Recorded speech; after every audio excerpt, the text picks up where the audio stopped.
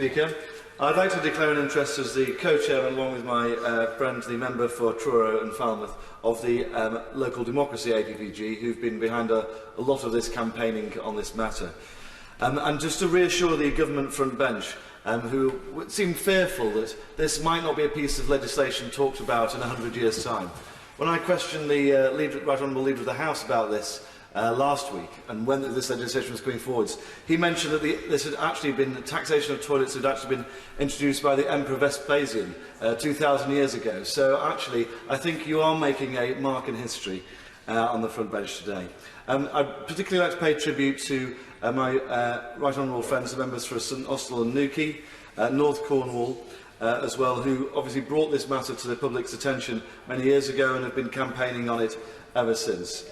And I'm particularly delighted as well to, I think this will be really welcome news to Justin and the team at the National Association of Local Councils, who've been campaigning on this issue for a very long period of time. And I particularly welcome the announcement from the government that this relief will be backdated to April this year.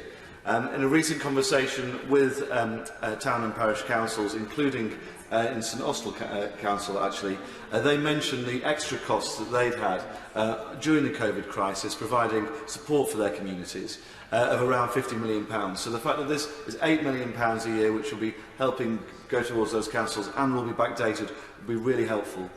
Honourable members on all sides of the House have already made clear the points that I'd like to make around how this helps people with hidden disabilities, particularly helps women and girls, and also helps those with children who often, if you're trying to find somewhere to change them or something like that, they're quite useful facilities to have at hand.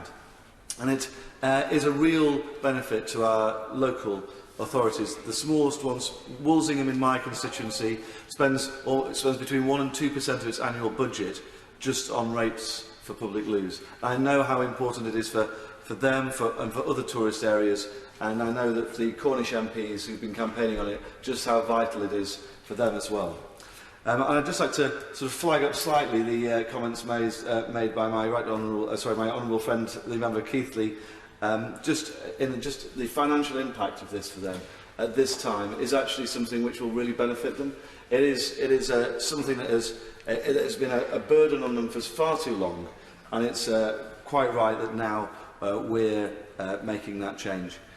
Finally, I'd just like to flag up that the importance also, actually, oddly, of regional news in this. My local regional broadcaster in the North East, Richard Moss, who's from the political team there, came out and did an interview with me on this very subject when I became co-chairman with my honourable friend.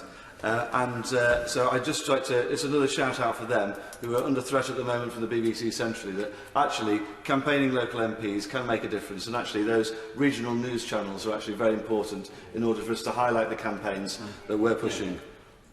I'd just like to say thank you very much to the front bench for bringing it forward. I know it's just before summer, but it's a great thing just to get over the line now. And I really hope that by reducing the cost of public toilets, we'll also be able to see more open across the country in the years ahead. Thank you.